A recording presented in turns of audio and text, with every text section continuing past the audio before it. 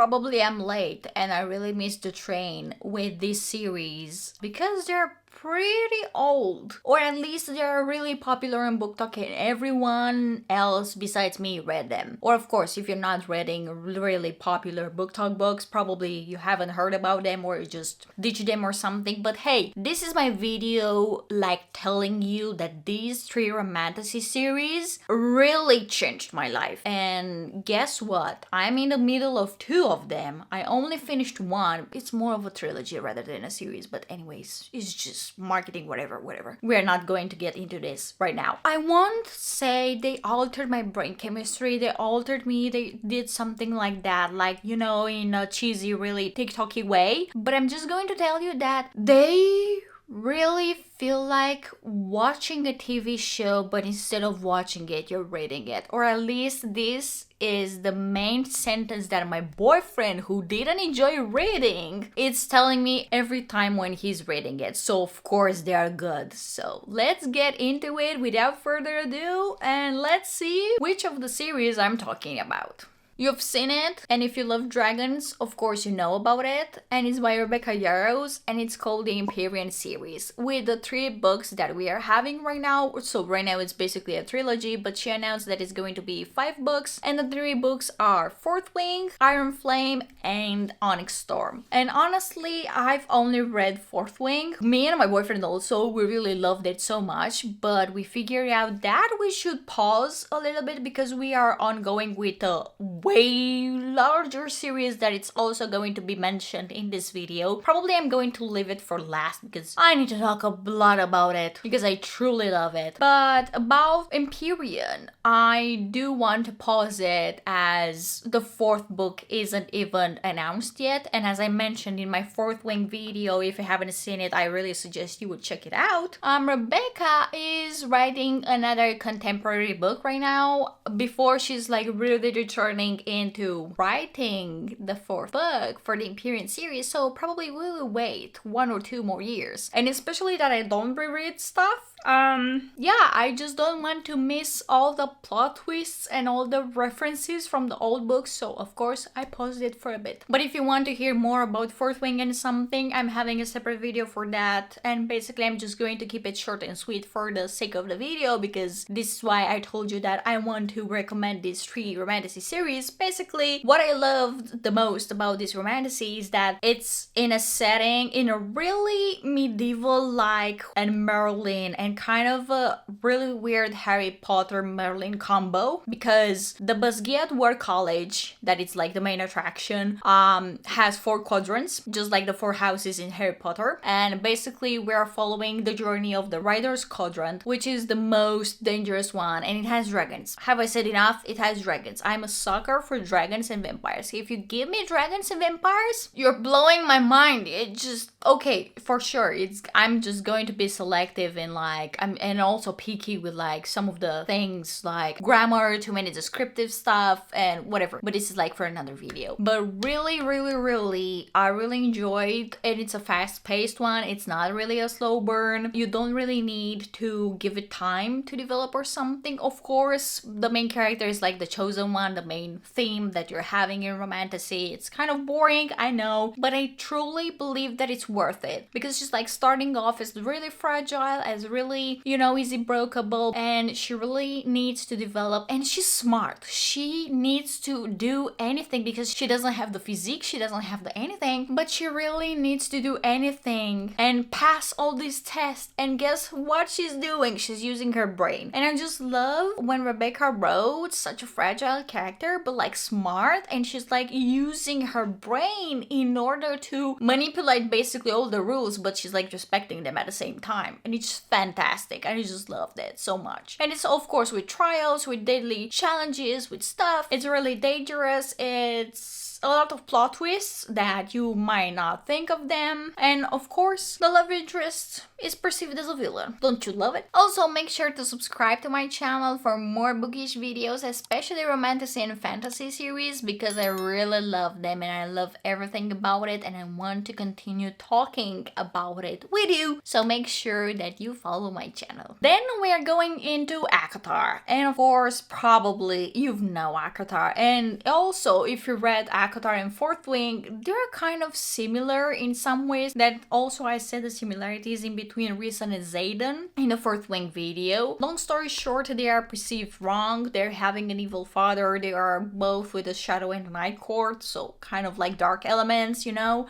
making everything darker. But then they're like just a teddy bear. But instead, they're like perceived all of this like evil, maleficent, malevolent thing that is just going to haunt you. But instead, they're just normal, misunderstand people. So yeah. And ACOTAR basically starts off with the love interest not being Rhys. Yeah, I know. It's weird, right? You're like, why are you telling me this? Why are you telling me about Rhys and something if the love interest is not him? Well, you will have to read to find out because I'm not going to spoil that for you. But the love interest in The Court of Thorns and Roses, the first book at least, it's different. And then in The Court of Mist and Fury, you're going to, again, learn that you've been lied to. Just like you've been lied in Fourth Wing, you've been lied also in A Court of Thorns and Roses. More than one book, because also like the very first chapters of the second book, A Court of Mist and Fury, you've also been lied to. So I guess, I didn't plan this video well, I guess. I don't know. But yeah, it's really cool that you are juggling with this situation in which ACOTAR is like a slow burn, but at the same time, it picks up the pace by having some plot twists. But at least I felt like there were plot twists when I started reading it. Also, I feel like, disclaimer, I really love Fourth Wing and the other book series that I'm going to mention more than ACOTAR. So ACOTAR, unfortunately, is on the third place right now. But this doesn't mean that I didn't really like it or I like changed something in me, you know, for how I'm perceiving everything. And like the world building, oh my god, I forgot to tell you about the world building in like the Navarre, and also world building in like Prythian in ACOTAR. The world building is just amazing, and also how you're having like the quadrants and everything in Navarre, but they're like the houses, but like in Basgiath War College, you're having courts, and it's Court of Autumn, Court of Summer, Court of Spring, Court of Winter, and also the Night Court. Basically, it's only one season in that specific court, of course, and each and one of the High Lord is different in their essence, and you're going to meet them and you're going to have a whole meeting and something if you're going to stick with the series. But like overall, ACOTAR is basically with one girl that, unlike Violet, the main character from Fourth Wing, she's also fragile. She's also the one that provides for her family. She really helps them. She really does something for them, you know. She really wants to see the good in them, although they are pieces of shit because they don't do anything. And she's like the youngest one, and she needs to feed her like two sisters and their dad, and they don't really do anything at all. Weird, okay. But it's like a kind of a discrepancy in between them. They're both really poor and not helped in something, but unlike Violet, that is like really becoming someone. I mean, she's not changing her nature. She's still human, but she has like some superpowers, as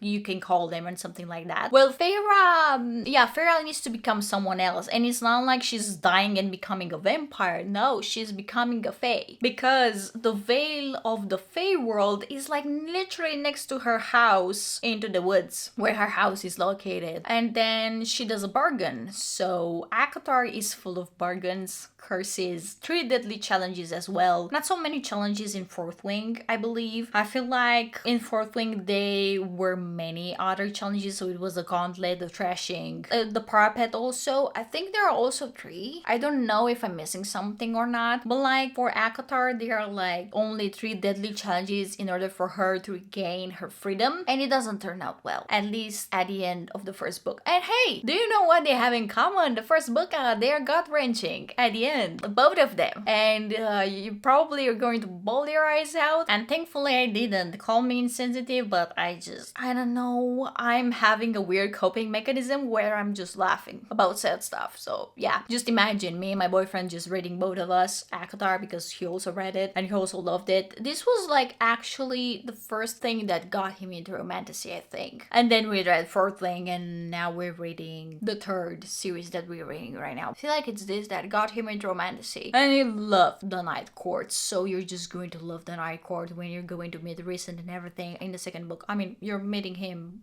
earlier. But anyways, I'm getting sidetracked because I'm loving so many things about the books that I want to mention to you, and I cannot keep my brain like without sidetracking it and going deep into the things that I felt they were unique, but somehow they were like twisted a bit in fourth length. I know it's a lot. Believe me, I'm okay, but I just loved them so much, and reading them was like the great experience, and I cannot wait for some years to pass in order for me to kind of read them with different eyes, because I'm like different and like, I don't know, growing up more in something. If you want to get into romantasy, or at least the new gen fantasy as I'm calling it, I would love for you to start with ACOTAR. And also, if you're enjoying slow burn books, at first I believe I dropped it like 20% or something because it was so slow burn. I was like, oh, I want something with action, not slow burn, you know? But also I didn't want something so dramatic like Maze Runner or Hunger Games or something. But for sure, it's challenging to stay into it. Or I don't know, the 5 chapters, maybe 6 chapters, because it really picks up at around the 5th or 6th chapter. But other than that, it's been great. It's been a great journey. The second book, The Court of Mist and Fury, is my favorite. And the book that I love on the second place is A Court of Wings and Ruin, the third book. And yeah, I haven't read yet the novella and the other novella, which is basically the fourth book, the Nesta's book, and I don't really think I'm planning of reading it because I don't really like Nesta and her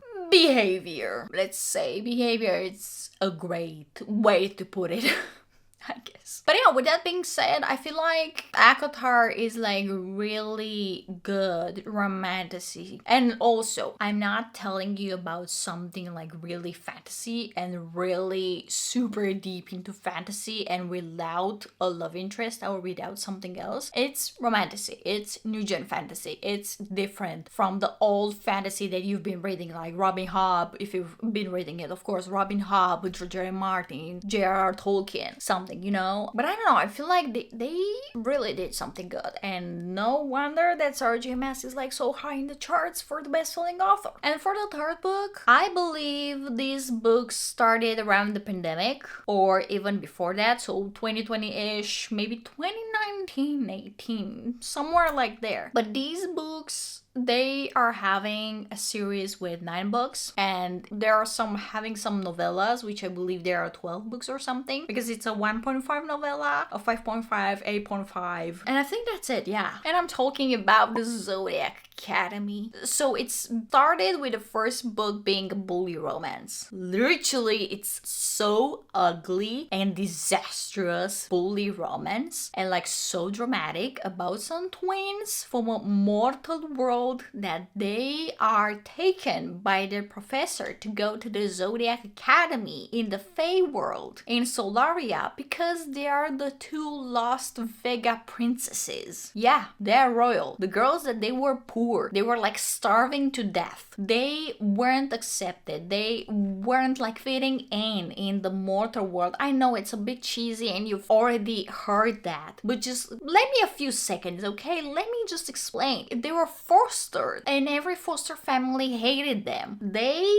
needed to be accepted in a different way because they were magical. They were magical. And when I'm telling you that this world with Zodiac Academy, it's magical, I don't know how to tell you. It has dragons. Checked. I just love them. It has vampires. Checked again. I love mythical creatures. It has werewolves. It has Pegasuses. It has manticores. It has satyrs. It has sirens with like gifts and something. And each of the creature and a mythological creature, they are orders. And orders are basically awakened by Fae in Solaria, that they are trained and they're like awakened at the age of 10 or something. But of course, since they were in the mortal world and they needed to suppress all the magic and everything because the magic doesn't really happen in mortal world, they are 18 right now and they are orderless, and you're going to wait a bit for their orders to kind of surpass. But I'm telling you, it's just the best order that you can get. And also they're having harpies, they're having nymphs. Oh my god, it so much. And the villain is dead. I know, you didn't expect this. You expected like, I don't know, maybe the villain being like the Ender Dragon from Minecraft or something like that. You know,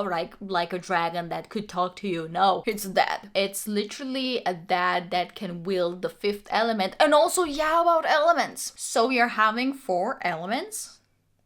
4, not 5. You're having 4 elements with the 5th one being the shadow one. But anyways, that's forbidden. We're just going to talk about that in a separate video if we would want to. But we are having the fire element, air, water, and earth. Of course, there's just basic elements like the nature elements and whatever. And guess what? They're possessing all of them because of course they are the Vega Lost princesses. They are the most powerful ones. And of course, again, the recurring theme from the 4th link being the chosen ones. The chosen ones, the royal ones, and whatsoever. But what I love the most about this book series is that throughout the book you're having so many plot twists, and at the 20% of the book you're having the most unhinged plot twist that you would ever read in your entire life, compressed so well in 20% of the book so that you would want to eat it. And I know some people might say like, I didn't really like Zodiac Academy because it's written childish and something. I know it's written simple, and I know maybe you would tell me, oh, you're not native, based on my accent, of course. You want not really flowery or descriptive long or something. You really want dumb books to read. When I'm telling you that the world building, the power system, the consequences for the system that you're having, that is like a video game, and I love it. Sorry, I shouldn't yell at you, but like I'm so excited. Everything in this world, it's so goddamn fucking magical that I believe. You remember what I told you at the beginning of the video that I don't reread stuff. I believe that this is going to be the series in which I'm going to reread it. And I'm going to reread it and come back to it and just be gut-wrenched, punched in the gut, slapped on the face, just stomped over because of the so much drama. It starts as a bully romance, then it's a continuous drama with them and the heirs that they needed to rule Solaria, which are 4 of them: Darius, Max, Seth, Caleb. And when I'm telling them that it's them and I guess the heirs, and they need over and over to prove themselves, they need over and over to become good, they need over and over, just like Violet in 4th wing. She needs to become good. She needs not to break her bones anymore. She needs to become someone. She needs to let people believe what the fuck she's saying that is right. When I'm telling you literally that this world, it's magical, and as I said, from a bully romance, it's a lot of drama, then it's a really adventurous as fuck, then it's super into I don't know. I don't even know how to explain to you without spoiling it for you, and I'm like so mad. They're like plot twists and turns, and also this is the series that we are in the middle of. We are at book 4 right now, which I think we're at book 4, 74%. I don't know if you can see, but this is like my Kindle app on my phone. It's 74. It's called Shadow Princess. By the time I'm doing this video, of course, I guess probably by the time I will be releasing it, I'll be also done with it, and I'll be at book 5. I will just finish the book in like tomorrow, maybe. I guess tomorrow. Yeah. This is literally the book series that made me read a minimum of 50 pages per day, and on average I'm reading 100 pages per day, and I'm like a slow reader because I'm not native. I don't really know English academically or Harvard like or something. I just am looking for words sometimes and looking them up. I just don't really know what the hell that means or something, or in that specific context, right? Thank God for my Kindle. That it does the job for me. When I'm telling you that this is going to be the probably series that I'm just going to read it, and like my boyfriend who didn't love reading, right now he's like, I don't want to play, I want to read, let's read Zodiac Academy. And he's like, I really love this series because it's like a TV show to me. And I was like, oh my god. So I just, the amount of happiness that this series is bringing me, and like I fucking love it. I couldn't believe I could love a popular book talk series that much. Really, I just couldn't believe. So yeah, I would have lied to you, and I would have like probably laughed at you if you would have been telling me like, oh, you know, you're going to love Zodiac Academy. I'm like, And without further ado, it really gets better and better with every book. I know you're going to say, oh my god, from 400 pages it took me to 600 pages. Just believe me, it's worth it. Just believe me. And especially if you're a fast reader and you're like not having a ton of extra hobbies, a hectic 9 to 5 job or more than that, I believe you're just going to fly through them. Sure, at times Tori, one of the twins, they are Tori and Darcy. Tori is just kind of annoying. For me, in the fourth book, she's kind of a bitch, and I don't really understand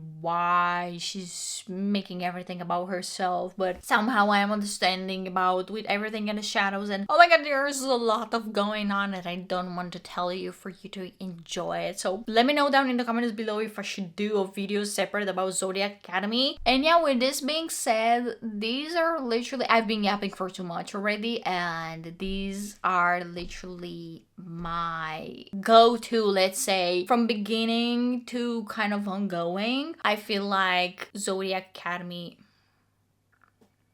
what the fuck? Even the light couldn't like literally believe that I talked so much and it ran out of battery, so yeah, that's fun. I feel like they are from beginner to intermediate to a really fan of Romantasy, because I feel like ACOTAR is a really good trilogy that you're going to go into, and as an aspiring Romantasy reader, let's say, or at least a fantasy enjoyer or something like that, and you get to taste the waters here and there and see, this is what I like, this is I don't like slow burns, I don't like this, I don't like the romance, I don't like whatever, and then you're going to make your mind up if it's like really fantasy for you or not. And it's like, if you really love Romantasy, if you love the more fantasy part of it, or you know, you're just going to stick to romance, I guess, or other genres. And then I feel like Fourth Wing, I'm a little bit torn in between, because Zodiac Academy is getting really complicated, but it's like on the slow burn side because there are like 9 fucking books. But at the same time, I feel like Fourth Wing is also packed with a lot of info, and I know that an Onyx Storm is going to info dump on you every 5 seconds. So I guess it's going a balance in between them for sure. Zodiac Academy is like a bit after ACOTAR, like you're still getting used to it, you're still